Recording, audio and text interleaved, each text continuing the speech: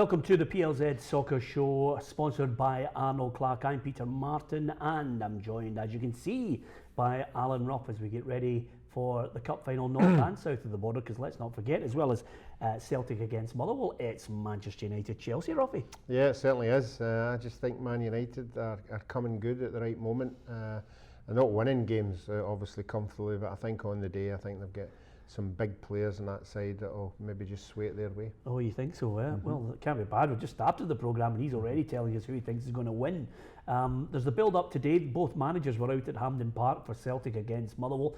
Brendan Rodgers, well aware of the enormity of the game, back-to-back trebles, historical for the manager and for the club as well. Nobody's managed to achieve that. It would be some feat. Yeah, we were talking about the treble, how difficult it is to win that, and then we had the Invincibles, and now this one. You know, this is something that could go in the history books for a long time to come. I don't think there'll be many teams will win two back-to-back trebles, so this is a massive game. I think that just might make it a wee bit anxious for the Celtic players. You know, I know they've done all these records, but this is a massive record to have your name associated with, so I think they might go in a wee bit tentative in this game. Yeah, Stephen Robinson says, listen, you know, we're under no illusion. We are the underdogs, but we don't fear Celtic. No, I've been in underdogs on numerous occasions myself. You do, you're relaxed, you go in there, you're not expected to do anything, so anything that comes along your way, you know, you take it, but you're there for a good day out, all your family's there, your supporters are obviously there, so you go out relaxed, and then obviously if you get ahead in the game, then that's when the pressure sets in, whether you can hold on to what you've got. Yeah, another point about this game though is, you know, we know the styles. Brendan Rodgers says he knows exactly what to expect from Motherwell. You know, play to your strengths. They're physical, they're not dirty, as Scott Brown highlighted. They'll go back to front quickly and then try and pick up that second ball, Ruffy. Yeah, they play to their strengths. I mean, the manager's already said these are the kind of players I've brought to the club to do specific jobs, hard tacklers, but let's not kid ourselves on. They've got wide people who are very good on the ball. You know, they've got two strikers who will put themselves about, and more importantly, can score goals. You know, yeah. And if you're in the Motherwell camp, you know, I know you're looking at Celtic in the last 2 months, and you're looking at draws here and underperformance here. So that is something that you'll hang on to. You know, I think the Motherwell manager's already said he's looked at the videos where Celtic underperformed. You know, he'll try and pick up things out of that. But the biggest thing about this one is, we saw Celtic before, and everybody's saying, oh, they're not playing well, or he's not playing well. And lo and behold, they turn up in a big game, and the big time players just produce the quality that we know they've got. Yeah, absolutely. Well, I think Motherwell are going to give them a game. When you look at it, Ruffy, of the matches that they've come up against each other, they had 2 draws. One of them, they were, you know, seconds away from actually getting a win at Fir Park. Yeah, again, that's another positive thing. You keep preaching that to the players. Look, this is what happened in this game. This is what happened in that game. I think when you see the cup final at the weekend, you'll see the Motherwell players extremely relaxed when they walk out onto that surface. Yeah, they'll be looking about and sampling the atmosphere, but I think an inner thing of, just as you've said there, the last games, they weren't beat 4-0, 5-0, they weren't run over the top of, and they know they'll cause problems. Yeah, I think it's got the makings of a cracker. I was down there picking up a ticket for my brother, who's a Motherwell fan, and his son and his mate as well. There's bunting up everywhere. They've had a cup final song that they can be proud of as well. They've got over 12,000 going to the game, which is absolutely fantastic. And interestingly enough, if Celtic win the cup, they've actually worked out a route and an open-top bus back to Celtic Park, which is a rarity in itself in Scotland, Ruffy. Yeah, but it has to be. It has to be. A double treble winners, you have to make this special, and I'm sure the police will help with this as well, and it'll be fantastic. The whole place will be lined with obviously Celtic supporters obviously going back to Parkhead to greet them if they win, that is, you know, and it's just a tremendous occasion. Yeah, and I might as well say hi to Kenny O'Hara. The reason why I'm saying that is because we're on Twitter, we're on YouTube, and we are on Facebook Live as well with the Peter and Ruffy, and of course a host of guests on this PLZ Soccer Show. Hopefully you'll join us. If indeed you get a chance, what you have to do is download download the app. I was just losing track there, Ruffy. Download the PLZ Soccer app. There's a video recorder section in it. Video reporter, hit video reporter, record your message. If we use it on the programme, then we will send you out, a nice wee bit of memorabilia. It might be a top, it could be a t-shirt, it could be a print, you name it. We'll try and get something that relates to your favourite team as well. We can't promise, but we'll do our absolute best. Great news as far as Motherwell are concerned. Ahead of this, Chris Cadden has been called up to the Scotland squad. Yeah, and that'll be a massive boost, not only for him, but for the rest of his teammates. I think his teammates will take that on board, and that'll be another thing for the final as well. There'll be a good bit of banter in the dressing room, and good for the boy. I thought he could have been called up in numerous squads maybe 6 or 7 months ago, but he's waited his time, given the chance. I think he's a wide player that of the sort of a Snodgrass mould, but a lot younger, obviously, and I think he can get into dangerous positions. Yep, good luck to Chris Cadden. That's brilliant news.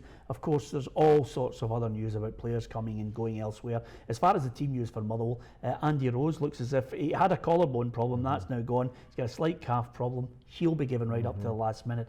And of course, Peter Hartley as well. Yep, I'm sure the manager will want to give these lads as much opportunity and time as possible. These guys have been there right through the season, and to miss a final is a hard one to get your head round. So Rose is a big player for them. I think he'll be given as much time as possible to make that 11. And the good news for Celtic, Craig Gordon fit and available. Yeah, big time player, big time goalkeeper, Scotland and with Celtic. I think if you look at the big games, the team makes the save that wins games. He's just got a knack of being in the right place at the right time. So yeah, with that name on the team lines, that's a massive boost. Yeah, here's a point from Alan Welsh, and I think it's a good point, and not that I didn't think it was going to happen, Alan, but usually if Celtic and Rangers win something, there's not an open top bus, but Alan points out Motherwell have plans in place for an open top bus if they win. Even if there wasn't an open top bus, I reckon the Motherwell players would take the roof off it anyway, Ruffy, and make sure they were on an open top bus, because if Motherwell win it, the whole town will go crazy, because you can have an open top bus in Motherwell, the whole town. It's a one team town. Yeah, it is. It's a fantastic occasion to do that. Obviously, I've only won it once. We didn't have an open top bus. We had a Skyline in our wee single bus.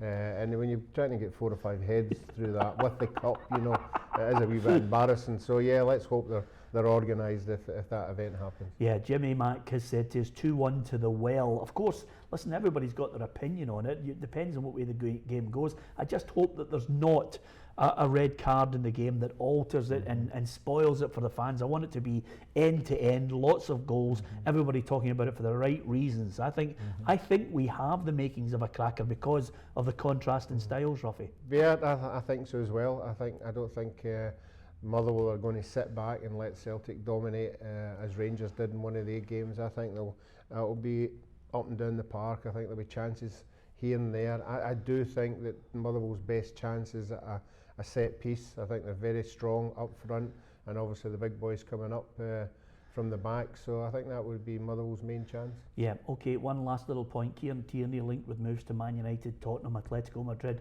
Celtic say 30 million on his head, just to set the bar. Yeah, just remind me how much the boy Luke Shaw cost.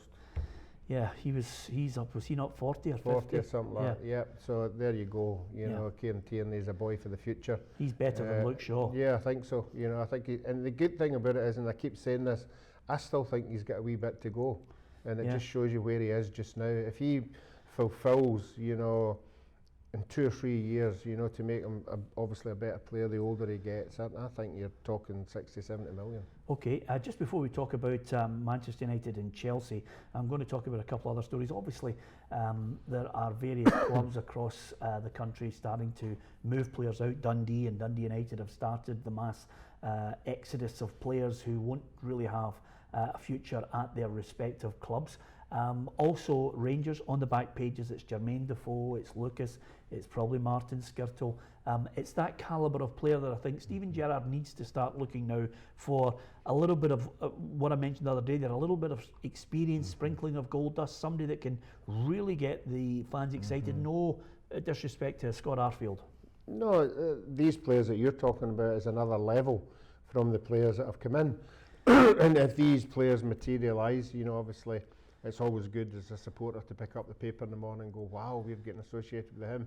But I think the supporters would be even more happier if they see him actually in Ibrox with a Rangers scarf, having signed on the dotted line. That's when you believe what's going to happen in the future, because there'll be lots of players are going to get associated with Rangers with Steven Gerrard.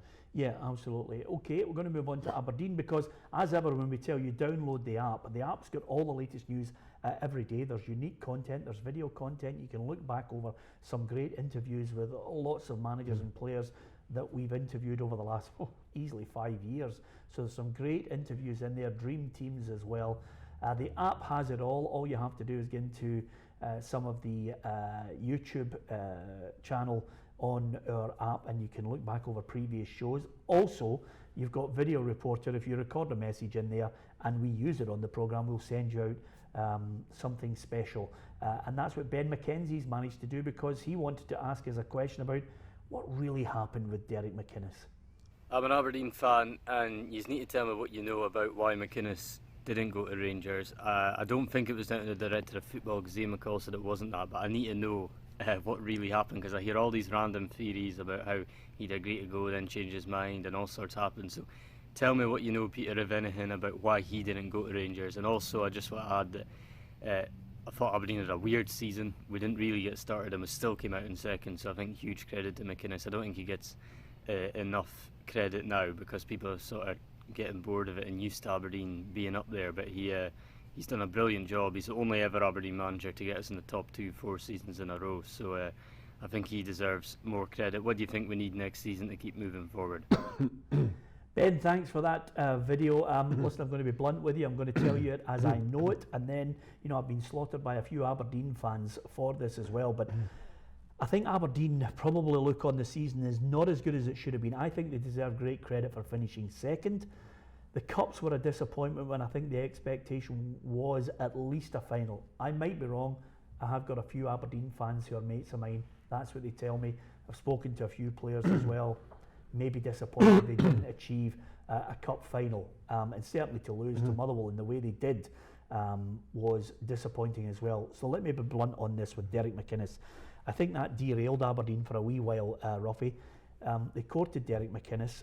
There is no doubt conversations took place. I think Rangers thought they had him. Now that's my take on it, because I've spoken to people. That's all I'm going to say. They thought they had him. Derek McInnes, I think, was going to go, and changed his mind, because I don't think Derek McInnes knew what the budget was at the particular time they wanted him.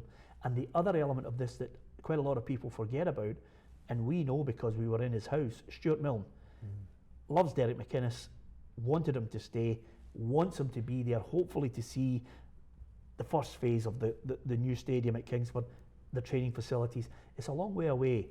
Things can happen with managers moving in and out, but that was my take on it. I think Derek McInnes realised if he didn't know specifically what the budget was going to be, you don't want to be another notch on Brendan Rodgers' bedpost. Yeah, well, obviously we're not privy to what actually happened when he went down there, but I would read between the lines exactly what you've said there. He's went down there, and the budget obviously has been offered. He said to himself, look, that's not good enough. His expectation would have been higher than that. Yeah. And it's absolutely crazy, because I bet you when Derek went in to do his interview, I'm sure it'd been a different interview when Steven Gerrard went, money-wise.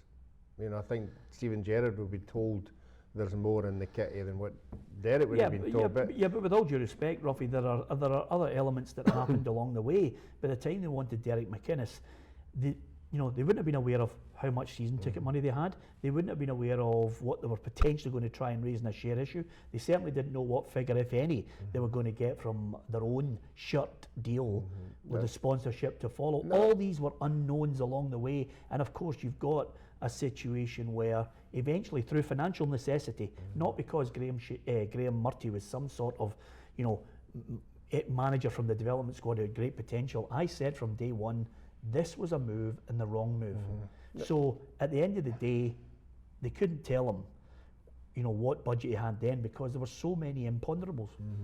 No, I think obviously with that, I think Stuart Millen worked a bit of magic with him. Yeah. As you said, they're really very, very close. They thought, of a new stadium, a new training ground, and obviously he's promised them better players coming in. Might have just sealed it. Maybe he's happy up there, he enjoys the environment and everything. But for me, that's 4 years down the road, you know, so he's taking a big gamble, you know, that he can keep Aberdeen where they are for the next 4 years. Yeah, absolutely. Tracy Smith, hi. Thanks for joining us on this live soccer show. We always like to say hello to people. Martin George Miller as well. Somebody with a triple barrel name. Ruffy, we've got them all.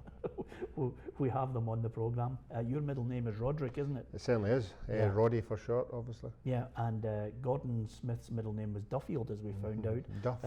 Yeah, well, you better tell him. I'm going to pass it on what you said there. Okay, so that's Ben McKenzie's got a bit of sporting memorabilia on his way. Thanks to Jimmy for just saying to us, any chance you can do the programme at the same time all the time? Well, we would do if we hadn't had to go record things, World Cup things, and also you had played a wee bit of golf the day against Barry. What happened, Ruffy? Unfortunately, I was beaten by a putt on the last green. It was my first game this year, so he's been playing every day, so you know, I'll catch up with him eventually. It's funny how Ruffy was able to offer an excuse there when I mentioned to him that he played regularly at tennis and I was just a novice getting lessons at the time. Now that I've had the lessons, Ruffy refuses to play me at singles tennis. And there's all sorts of excuses coming in, Ruffy. Is that fair? Yeah. You know, so it's just a change for you on your attitude. No, I think health is the main thing. You know, I think I want to live a few years longer, so I'll just play doubles if you don't mind. Yeah, okay. Excuse me. Hi to Connor Nugent. Hi to Alex Welsh as well, who says, hi to Michael Bell. This is unusual for Michael actually watching the show because he's usually doing one-arm press-ups and posting photographs of himself looking rugged and being fit. You know those dullards that you don't really like to hang about with? They're just into training all the time, Ruffy, rather than playing contact sports. You know that, don't you? Yeah. There's a joke out there, but I'm not. Oh, there is. Don't go for it, Ruffy. Please keep us on here.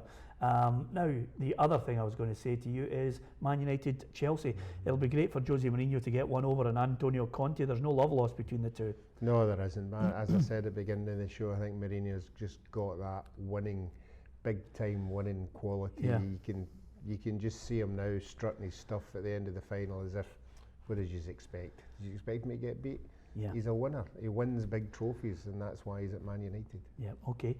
Thanks to Michael who says, anytime, mate, anytime. Yep, we're ready for him, Ruffy. No, arm wrestling. Arm wrestling's a technique. Arm wrestling's not a sport. Get real, will you? A wee bit of football, a wee bit of tennis, Ruffy. We can play him. You can play him at golf.